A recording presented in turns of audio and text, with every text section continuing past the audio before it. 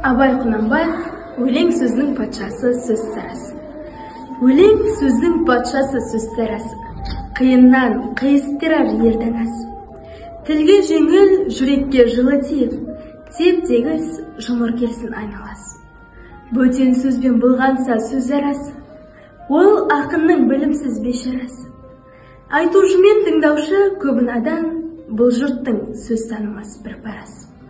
Әуелі аят, хадис сөздің басы, қосарлы бейтсімал келді арасы. Қисынымен қызықты болмаса сөз, неге айтсын пайғамбармен оналасы. Мешіттің құтпа оқыған ғұламасы, мүнәжат уәлилердің зәрналасы. Бір сөзін бір сөзіне келістірер, әрбірі келгенше өз шамасы.